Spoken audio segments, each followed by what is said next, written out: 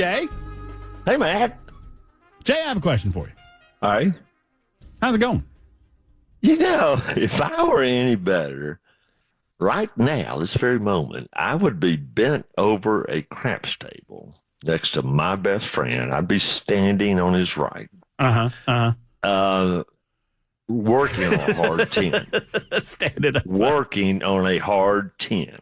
It took me like 4 years to realize that I needed to stand to your left. For those who don't understand, this is fun. This is best friend talk, right? This is fun. Because, if you've ever played the game of craps, and I won't get too deep into it, but it goes around, and if you want to shoot dice, I mean, that's a big moment for you at the table. Yeah, right. And Jay... It goes clockwise. And it goes clockwise. And Jay is very good at it. And I will say that. There are some people that just have a knack for it. And some people that try to have a knack for it. I'm one of these people that try to have a knack for it. I still win a lot of money because my best friend is standing there, and he's got a knack for it. Well, it's all that fiddling forward. Well, I got told that I'd be kicked out if I kept fiddling forward. But Jay also Jay likes to step away from the table after he rolls. Yeah. And so if it's a 45-minute roll, man, I got to go smoke. 45 minutes on the dice table is a long time. So I, for some reason, would position myself to the left of Jay. And one trip I noticed that Jay was never there. When I was doing good, when I was like hitting my numbers, I'd look to my buddy, and my buddy's gone. It's like, where'd my buddy go? Oh, he went to smoke. So I realized when I position myself, I have to position myself on Jay's right. And exactly. we got it down now, buddy. Oh yeah, we've got it down. Well, I look forward to it. We've got a real estate seminar scheduled for next week. Yep. And it should be a lot of fun.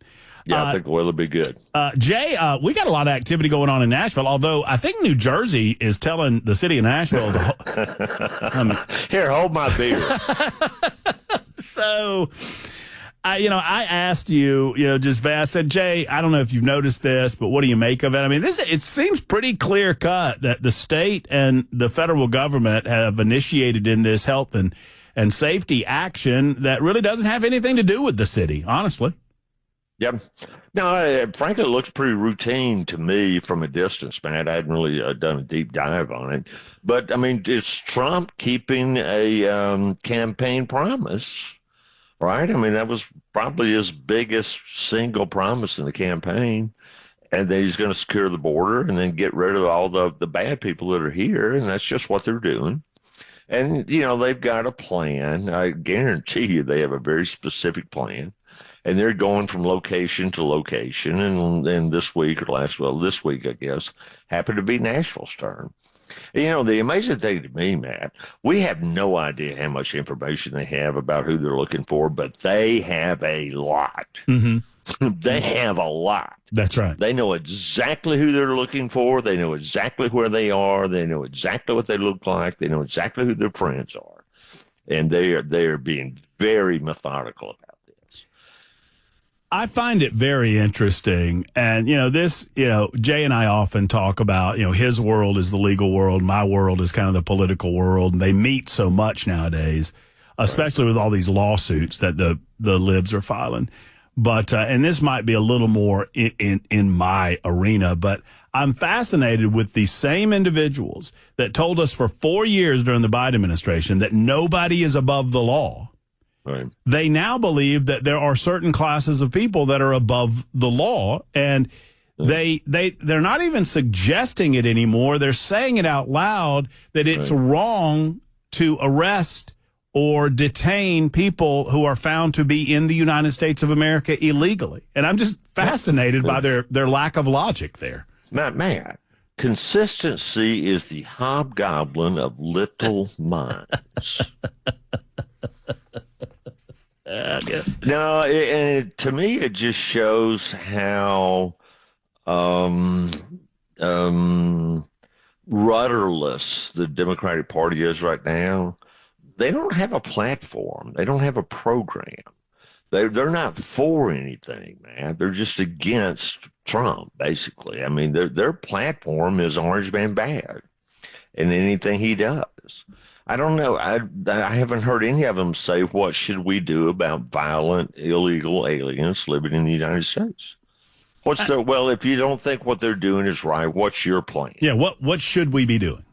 Right. What's your plan? Mm-hmm. And then the same thing about Doge. It's all this awful, it's terrible. Well, my question is, we are $35 trillion in debt. If we stay on the path we are now, we as a nation will go bankrupt. What is your plan? If you don't like the Trump plan, what is your plan? Well, they don't have one. Well, and they're at a loss outside of just objecting to whatever's going on in eloquently telling the American people what that plan would be. Or not. I mean, it doesn't have to be eloquent. Just tell us what the plan is, like you say. They don't have a plan. They don't have a plan. And they don't have a plan for dealing with these violent criminals from other countries that are in our country.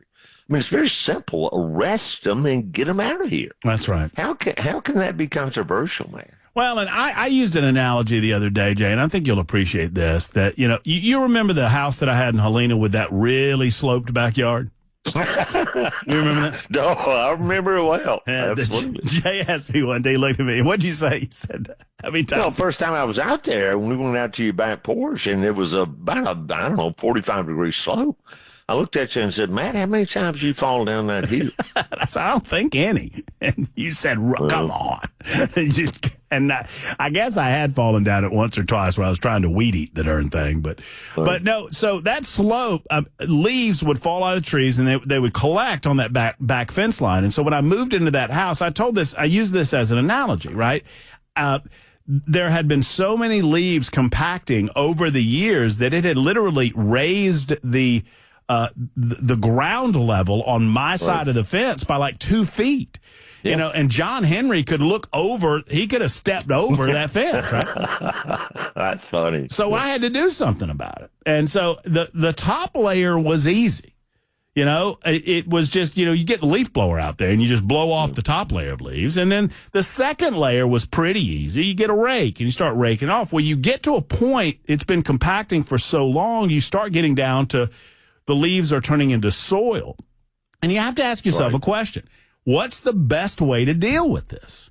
Mm-hmm. And I understand, and I'm compassionate for people who have been here for a long, long time, who came in illegally, who have done nothing else illegal outside of that initial act, who have been fooled by Democrats into believing... and Republicans. And Republicans. That's true. That's fair. Have been fooled by these politicians over the years into believing that if they just lay low for a particular amount of years, that they'll be forgiven. And I think there's some people in our communities that are here illegally that believe that. Well, they ought to. They've been told it for many, many years. Right. And I feel bad for those folks. And I don't think that many of these people will ever be removed from the United States of America. But we have to get rid of that top layer of leaves first. Those criminal elements that are here that are recently coming to this country for those purposes before we can deal with the other folks. What a great analogy, man. You're so smart. Well, no, I learned from the best. Here's my question to you. Yes, sir. What are the Savannah Bananas? Because that was a question posed to me. They are the Harlem Globetrotters of baseball, and they are incredibly athletic, incredibly funny, and one of the best live shows own right now. I've seen some of their plays are just amazing. I am surprised. We've known each other long enough that I admit that rarely do I get as surprised as I am right now. I would have bet you wouldn't know that, but your level of pop culture knowledge just went up a notch or two, Jay. That's good. Well, I mean, something like the Savannah Bananas, it sneaks through. I mean, they are great. I mean, they're just absolutely. And the umpires, it's just like, well, I don't think the umpires got in the act with the Globetrotters. They were kind of a straight men. Mm-hmm. But, I mean, the umpires do these gymnastic moves. Oh, yeah. It's great. It's just really great. Well, they are in town at Nissan this weekend, and we are going. And I've seen them once before, and we got a chance to go to First Horizon. We got invited a couple of years ago, and we're going back. And It is. Look, if you ever have a chance, the owner of that group is named Jesse Cole, and he was a baseball player and got hurt. Yeah. And he tells his backstory is amazing, and he has developed something. I mean, he just caught fire in a bottle. And he said, I'm not selling. I don't care if Elon Musk offers me $1 billion. I am not selling. I love that. I think they're expanding too. I think he's planning on a couple more teams, but it's a great entrepreneurial story and good for them. Good for them. It's a lot of fun. All right, let's get a few questions. First question from the Peanut Gallery. Jay, I got $400 in a crayon. Can I get a divorce?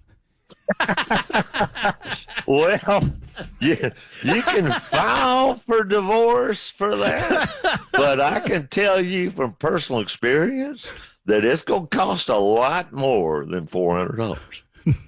But that'll get you in the courthouse. That'll get you in the door at least.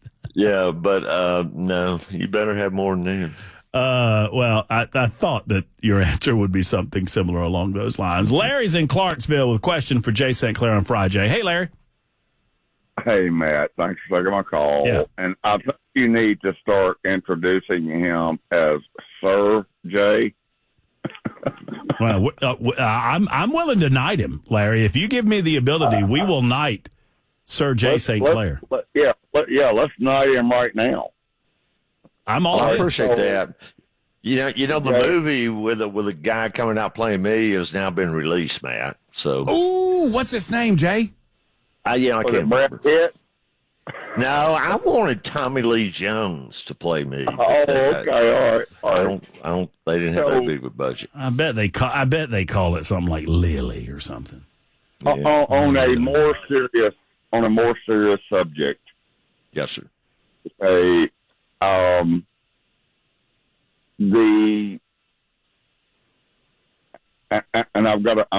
really trying hard to watch my language because I don't get put on super secret probation, but the DA in Savannah that refused to file charges against the drunk driver who registered a .35, and the Georgia State Police and two of the local Savannah police let him drive off after he killed my great nephew. Okay. Yeah, I just figured out which Larry this is. Good to hear from you, buddy. Well, so that district attorney is about to lose her law license. So the new district attorney came in, and he swore to our family that he was going to make sure this case got resolved. Well, it went to court. The judge dismissed the damn case. Wow. Jay, I tried to call the Attorney General for Georgia. I've tried to call the damn governor of Georgia. Right. Larry, Hank, hold on a second. Just collect your question there for just a minute. I put Larry on hold, and we will get back to the question in front of Sir Jay St. Clair in just a moment. It is 4:30, but right now it's time for the news. And Jay, you will not believe what day Lily, the movie's being released. Do you know? Well, I thought it was May 9th. It's today. Yeah, that's why I mentioned. Yeah. Oh my! I'm very excited. I have to go see this just to see who's playing Jay St. Clair. You're right there. It's a fellow by the name of Darren Tunder. Right. I've never heard of him, but you're going to make him famous. I have a follow up, Jay. The gentleman that said I have $400 in a crayon. Can that get me a divorce? Right. He has. You have given a response. And he has a 2-word follow-up to your response. You want to hear it? Sure. Dang it. Which I thought was... Well, here is my advice to this man. Let's see. Let me ask this. Ken, are you listening? I am, Brother Jay. Ken, do you know why divorces are so expensive? Uh-oh. No, I do not. They're worth it. They're worth it. Notice the three married fellas. They're just sitting back. I've never heard that, and I I'm going love to use that. it. I've told that to clients a lot because we're having a problem with employees. And there's this, I was saying, well, you just need to give them a separation agreement. Yeah. And then, well, I don't know if I want to do that. I'll say, you know why divorces are so expensive? No, why? Because they're worth it. Yep. You've told me, not in that way, Jay, but you've told me in the past because, I get all janky about settlements. You know me. And I'm like, well, if the company, dadgummit, Jay, if the company you're representing didn't do anything wrong, why would you settle? Because sometimes it's worth it. That's right. Andy writes in and says, I drove down St. Clair Street in the borough the other day. Nice. He follows up and says, I pulled over and I was getting ready to steal the sign for Jay, but my square-ass kids wouldn't let me. Well, Andy, trust me, my brother, and my cousins have stolen that sign many, many times. That is awesome. I think it's probably named after my grandfather. I think he was the station master at the train depot there. I think that's right. But yeah, no, that's funny. And now I'm glad it's still there, and I think it's grown up around there a little bit, and some business. I think a retirement center or something that carries the St. Clair name. So. That's cool. I was in Murfreesboro, boy. It wasn't part of Nashville when I was there. It was, look, I just did a deep dive into Antioch, and there was a time where people thought Antioch was way out of town. You know what I mean? Yeah. And now it's just been absorbed. Jay, I got to tell you about Murfreesboro right now, man. Oh, yeah? At every traffic light, there's at least 2,000 people in front of you. Do you live in the borough? I do.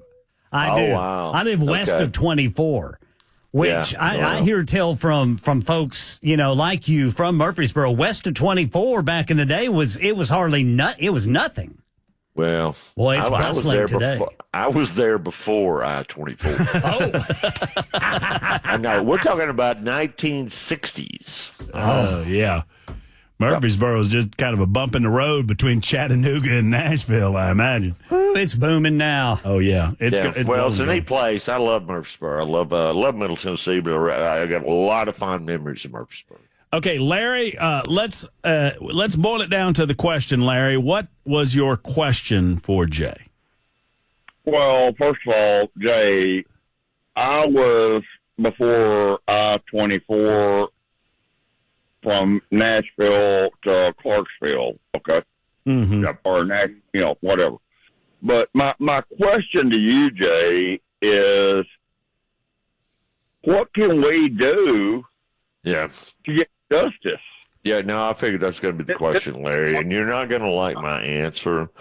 There's not a lot, to be perfectly honest with you, but here's what you can do. You've probably already done it. Number one thing is I'd start with the prosecutor. It sounds like the prosecutor is on your side, and that's the person that's in the system, and you got to work within the system. And so, just stay in touch with the prosecutor. Ask the prosecutor. The best thing you can do is ask the prosecutor, what can you do? It's tough about the judges because I'm pretty sure in Georgia judges are appointed, so you can't vote him out. But the governor's office is the place there to apply the pressure. You've done that. But I'm just going to tell it to you like it is, Larry. Well, the justice system is not perfect.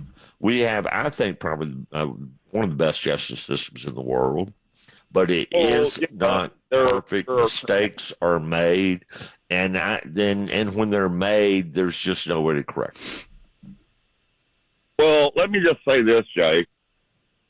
Off the record, I got a darn backhoe. Larry, I'm not insensitive to this. That. I'm not insensitive. I'm not insensitive to your plight. Well, I want to get other folks a chance in here, Larry. All right. I'm just saying, but Well, I wouldn't do that, Larry. I wouldn't do it, Larry. It ain't worth it. I know, but this guy getting away with this. Larry. No, Yes, sir. Yes, I love yes, you, sir. but nobody else listening knows what you're talking about right now, and I don't have the time to get into it. And I love you, and I appreciate you, and I think you and Jay have had that conversation. But let's go to Garrett in Murfreesboro. Garrett has a question for Jay St. Clair. Garrett, you're on. Yes, I do. The typical cost for a husband and wife will, just Right. a basic will, power of attorney, the end of life questions, dispersion of property, and that sort of thing. And our kids would be the beneficiaries. Right. So what's like a Middle Tennessee an attorney cost of a will? Couple of grand. Unless you've got a really complicated estate, you ought to be able to get that done for a couple of grand, Garrett. Have you been shopping? Well, we know someone, and I hadn't really been shopping. Okay. But I hadn't. I've listened to you all every Friday, and this was something I'm getting ready to do, and I thought I need to call and ask. No, it's great question. I hadn't priced it up there in a while, but a couple of grand. They charge by the hour, and I see. let's say Okay. $400 an hour, and something like that's easily done in 5 hours. So that's where All I'm right. coming out. That's where I'm coming up with the number $2 grand. You may get it for a little bit less. Okay. Well, that's like I really- say, if you're not doing any trust or anything like that, if it's just a off the shelf will, if you can't get anybody to do it for $2 grand, call me. I'll find somebody. I will find somebody to draft you a will for $2,000. Well, there's not a trust, and our assets are under $2 million total. Yeah, And it'll be so, pretty straightforward. I wish you were more. Yeah, well, I get it, but I mean, so the only beneficiaries, you want to take care of. One of them is going to probably die first, so you want to take care of that situation, and then it goes to the children. The only thing that's a little bit tricky, are the children both yours? Are they yours and your wife's? Yes, that's correct. We are not a blended family. Yeah, okay. So, whoever dies first, the wife's going to get at least 30, 40. Y'all probably been married a long time. She's by law has to get 30 or 40%. And then the kids will get the rest. Now, whenever who goes first, then whoever's left, now it's just their estate, and they don't have to leave it to the kids. But that's probably what's going to happen here. Well, she will, but wouldn't she get? Wouldn't she get 100% if I died Well, first? it depends on how you write the will. Well, I'd want her to have 100% of it. Well, that's smart. And then You're a good man, then Garrett. she would- I like these questions a whole lot better than divorce questions. How long have you been married? For just about 40 years, close to it. That's great. Dang. That's great, Boy, Garrett. you're a lot better husband than I was.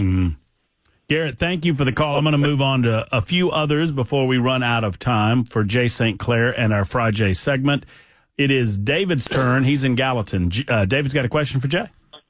Yes, I do. 3 weeks ago, my daughter bought a car from a dealership in Nashville. She paid $5,000 down on it, credit check, all the paperwork done, everything approved, no problems. Your payments are due and all that good stuff. And now they're saying she needs to come back and pay $2,000 more because she's self-employed. And I guess your question is, can they do that? Yes, can they do that? Well, here's my question, David. She should have a signed agreement with the dealership. And no, if she's got a signed deal, she's got a signed deal, David. She's not obligated to change anything in the agreement. Now, if there is something in the agreement, for example, if she was not truthful about what her employment status was, if she didn't tell them the truth, then she's got an issue. And they can come back and say, hey, we didn't know that, so we got to charge a higher interest rate. That's what they're getting at, right? They want to make sure they get paid. If somebody's got a steady job, then they get a lower interest rate than somebody that's self-employed. That's what this is all about. But if she didn't mislead them and she's got a signed agreement, then she's got a deal, David. Don't go down there and then pay them $2,000. It's the whole thing. It says your first payment's due on such date. Right. The payment's this amount, whatever. Right. Mm-hmm. No, I wouldn't pay him any. No, I wouldn't pay him any extra money. I'd use that money and go buy some Savannah banana tickets. Well, you're gonna need all of it. I'll tell you that. Have I answered your question, David? Yeah, just tell them. Just tell them to honor the agreement, right? Yeah, say Right. no, we got a deal. No, absolutely. Okay. Yeah, it should be nice. She needs to respond to them, but call them back and say, "Well, I don't understand. We have a deal in writing that's signed. Right. I don't see why I have to pay you any more money." Let us know how it goes, David. We appreciate that telephone call. Nicholas, we'll get one more. Nicholas is on the road. Question for Jay St. Clair. Yes, my question is an easement question. In 2021, I got a signed easement from a family member, and everything was good. I didn't get started building until this year. I got my building permits, driveway permit going, and now the family member wants to charge me money for the easement. Did you pay for the easement when you got question it? Did you pay for the easement when you got it? Yes, no payment was required, no payment was needed. Now all of a sudden payment is needed. Yeah, and the question is, can they do that? Yeah. No, I don't think they can, Nicholas. I mean, I'd have to see the easement. This is where the law gets very technical. We'd have to see exactly if it's a revocable easement or not. And so without looking at the document, I can't give you a definitive answer, but I'm going to guess it's probably not revocable or doesn't have any kind of conditions on it. And if that's true, then no, I do not think by law they could do that. But now you got to think about this. As family member, I don't know how much money you're talking about. They gave you something for free. So legally, you may not be obligated to pay him anything. But if you were coming to me as your lawyer, I would say you need to think about this. Because if it's not a lot of money, then,